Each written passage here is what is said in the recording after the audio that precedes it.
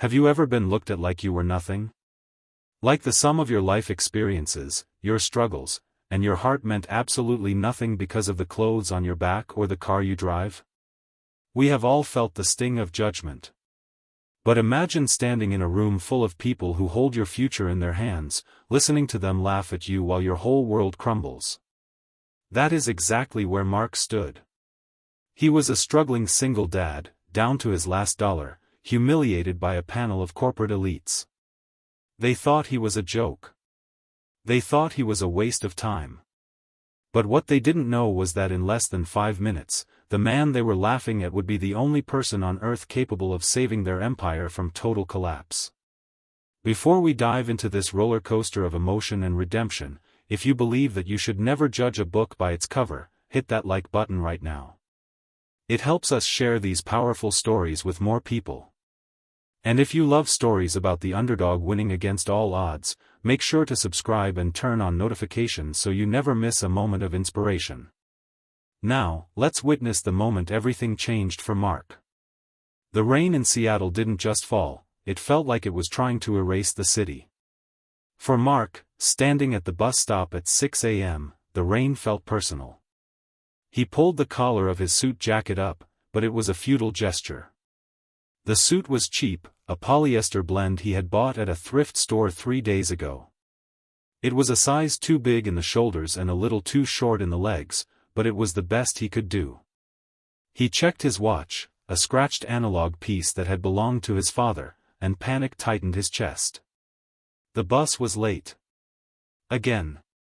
Mark wasn't just looking for a job, he was looking for a lifeline.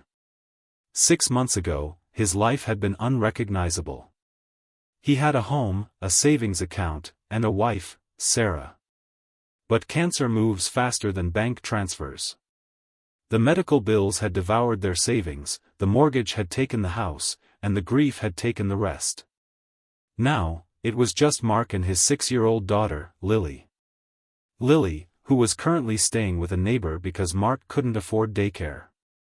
Lily, who needed dental work that cost more than Mark had made in the last 3 months of odd jobs. This interview at Sterling Dynamics wasn't just an opportunity, it was the final stand. Sterling was a tech giant, the kind of company where the janitors made more than Mark had made in his previous management role. He was applying for a mid-level systems analyst position. It was a step down from what he used to do 10 years ago, but he had a 5-year gap in his resume, the years he spent caring for Sarah. In the corporate world, a 5-year gap was a death sentence. It signaled that you were obsolete, rusty, or lazy. Mark was none of those things. He was just tired. When the bus finally hissed to a halt, Mark boarded, careful not to splash mud on his shoes. He spent the 40-minute ride rehearsing his answers, staring at his reflection in the dark window. He saw the gray hairs in his beard and the deep lines etched around his eyes. He looked 10 years older than 35. He closed his eyes and pictured Lily's face when he dropped her off that morning.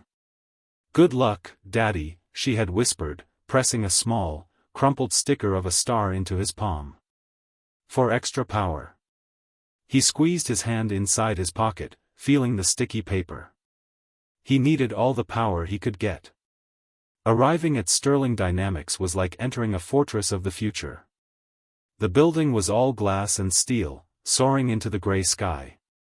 The lobby was silent, air-conditioned to a crisp chill, and smelled of expensive coffee and ozone. Mark approached the reception desk, feeling the receptionist's eyes scan his ill-fitting suit, his damp hair, and the scuffed briefcase he carried. "Name?" she asked, not looking up from her screen. "Mark Reynolds. I have an interview with Mr. Sterling's team at 9 o'clock. She typed something, paused, and then handed him a visitor badge. "Floor 40. Do not wander."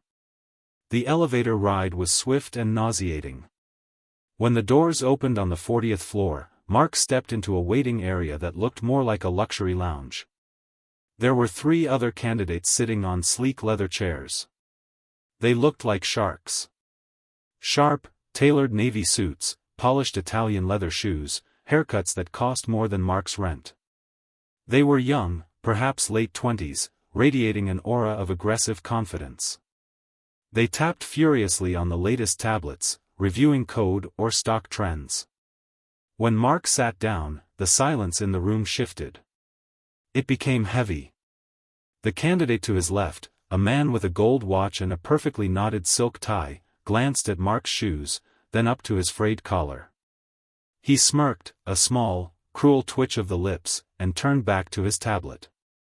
Mark felt the heat rise in his cheeks.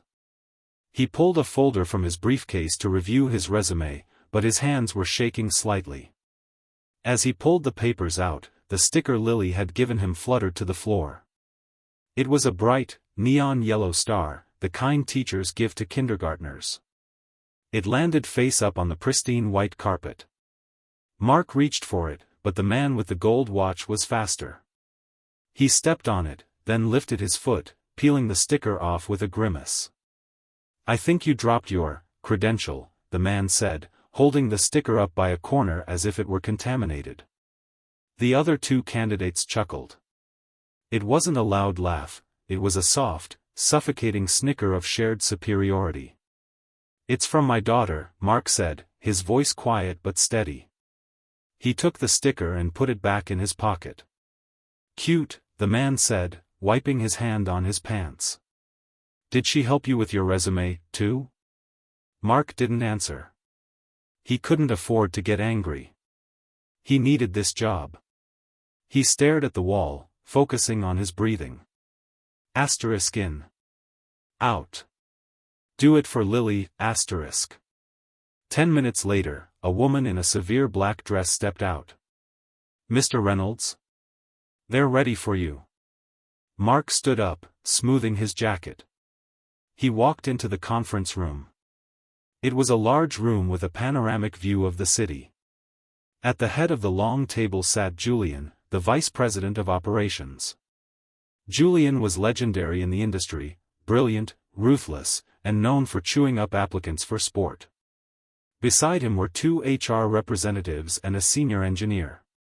"Sit," Julian said, not looking up from Mark's resume. Mark sat. The chair was more comfortable than his bed.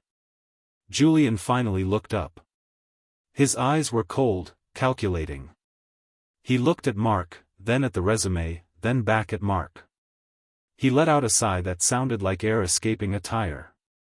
"Mr. Reynolds," Julian began, leaning back.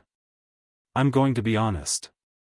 I'm trying to understand why HR sent you up here. I have over 15 years of experience in systems architecture," Mark said, sitting up straighter. "I specialize in legacy system integration and—" "You have a 5-year gap," Julian interrupted, tapping the paper. 5 years.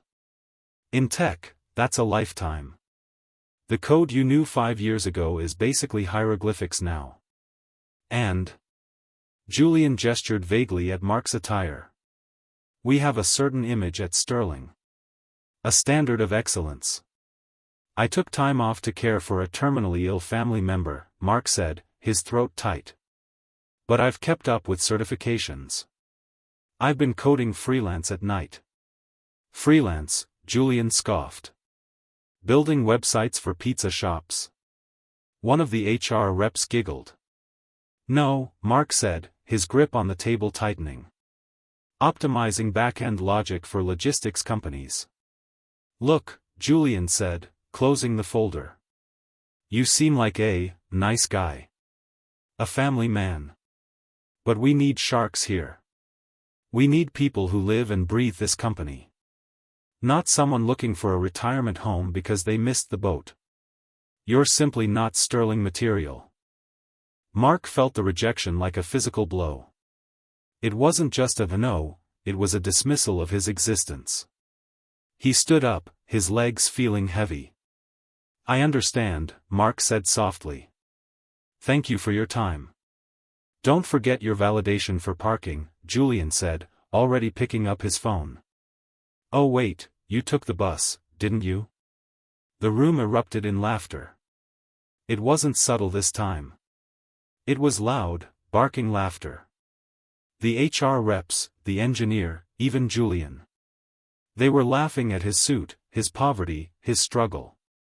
They were laughing at a father trying to feed his child. Mark turned to the door, his eyes stinging.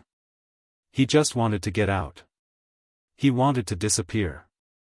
He reached for the door handle, but before his fingers could touch the metal, the room went red. Not metaphorically. Literally. Emergency lights flashed crimson, bathing the luxury conference room in a sinister glow. A siren wailed, not a fire alarm, but a deep, oscillating mechanical hum that vibrated in the teeth. Julian stopped laughing. He stood up, his phone dropping to the table. "What is that?" the HR rep screamed. The door flew open. A young man, pale and sweating, burst in. "Julian. It's the core. The mainframe is locking down. We're losing the encryption keys." Julian's face went from arrogant to terrified in a heartbeat. "What? That's impossible. We have fail-safes." "The fail-safes are triggering a cascade failure," the young man yelled. "The CEO is on the line. If we don't stop the purge, we lose the global client database in 4 minutes. The global client database. It was the heart of Sterling Dynamics. Trillions of dollars in assets, contracts, and private data. If that was lost, the company wouldn't just go bankrupt, it would be sued into oblivion. The people in the room would be facing prison time for negligence. "Get the lead engineers." Julian screamed, running into the hallway. Mark stood by the door, frozen. He knew that sound. He didn't know the specific architecture of Sterling's server, but he knew the rhythm of the alarm. It was a kernel panic in a Unix-based legacy system. Mark stepped into the hallway. It was chaos. People were running, shouting into headsets. Through the glass walls of the server command center, he saw a frantic scene. Dozens of young geniuses, the sharks in the expensive suits, were typing furiously, sweat pouring down their faces. At the center of the room stood a woman.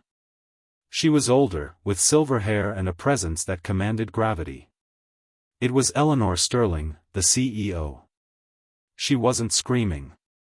She was staring at the giant main screen, which showed a countdown, 3:42. 3:41. "Why isn't it stopping?" Eleanor demanded, her voice cutting through the noise. "The command lines aren't responding," a lead engineer shouted. "The AI is interpreting our override as a hostile attack. It's accelerating the deletion." Mark moved. He didn't think about the laughter. He didn't think about the cheap suit. He thought about the logic. The problem wasn't the attack, the problem was the defense mechanism. He walked into the command center. No one stopped him, they were too panicked. He walked right up to a vacant terminal near the back. Julian saw him. "You. Get out. This is a secure area." "Security." "Shut up," Mark snapped. He didn't shout, but his voice had the authority of a man who had nothing left to lose. Julian blinked, stunned. "The system thinks you're the virus," Mark said, his fingers hovering over the keyboard. "You're trying to force the door open, so it's adding more locks. You have to stop fighting it." "Who is this?" Eleanor Sterling asked, turning around. "I reject," Julian spat. "Security, get him." "I can save it," Mark said, looking directly at the CEO. "I know this architecture. It's based on the 98 Orion kernel. I wrote patches for this kind of logic before half your staff was born." Eleanor looked at Mark. She saw the cheap suit. She saw the desperation. But she also saw the calm. "We have 2 minutes," Eleanor said. "Let him type." "But Eleanor," Julian started. "Let him type," she roared.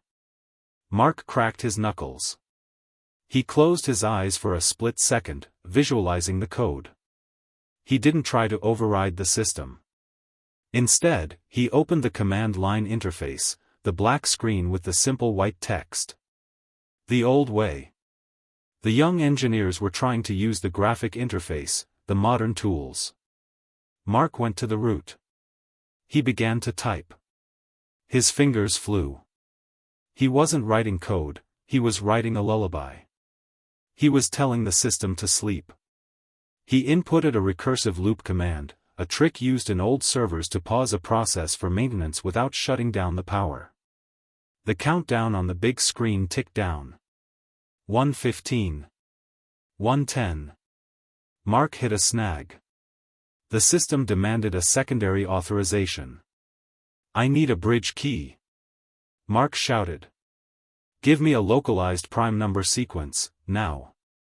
The room went silent. The young engineers looked at each other.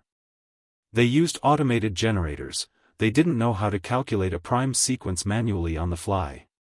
They don't know it. Mark realized. 0:45. Mark closed his eyes. He had to do the math in his head. He thought of Lily. Lily loved numbers. She loved counting stars. He typed the numbers. 179426549.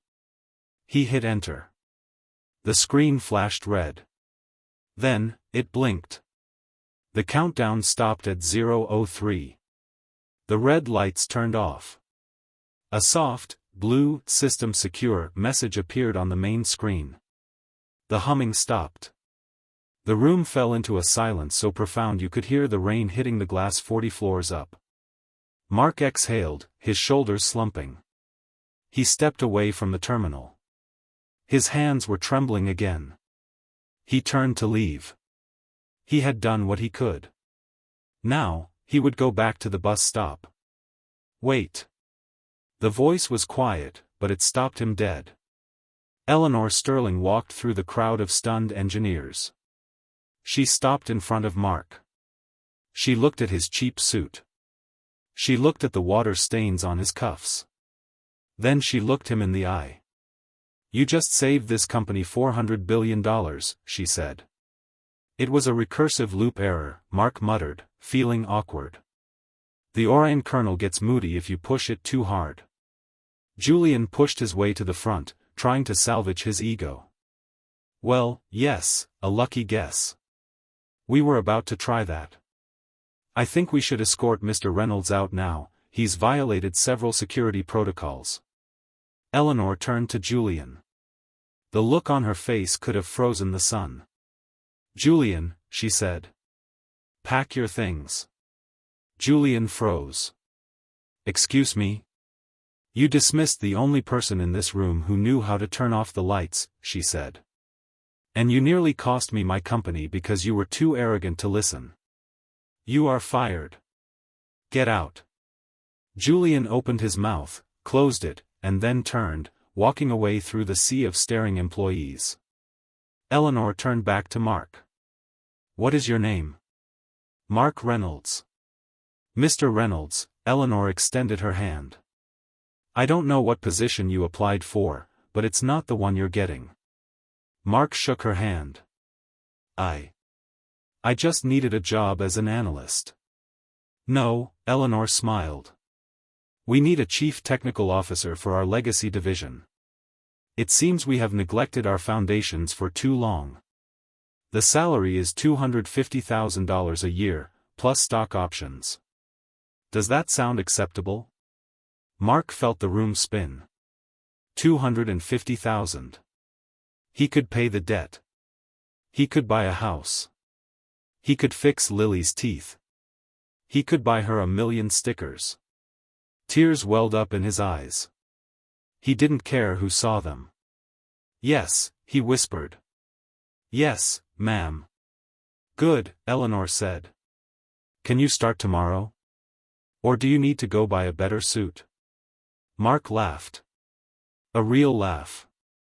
I think I can manage that. Mark walked out of that building a different man. The rain had stopped. The sun was breaking through the clouds, illuminating the wet pavement. He didn't take the bus home. He took a cab. He picked up Lily early from the neighbor's house. When she saw him, she ran into his arms. "Daddy! Did the star work?" Mark hugged her tighter than he ever had, burying his face in her hair. "Yes, baby," he choked out. "The star worked. It worked perfectly." They had laughed at him. They had judged him. But in the end, it wasn't the suit that made the man, it was the mind, the heart, and the resilience to keep going when the world said, "Stop." Mark's story reminds us that everyone has value, everyone has a hidden strength, and sometimes, the person you overlook is the only one who can save you. If this story touched your heart, please give this video a like, it really helps the channel.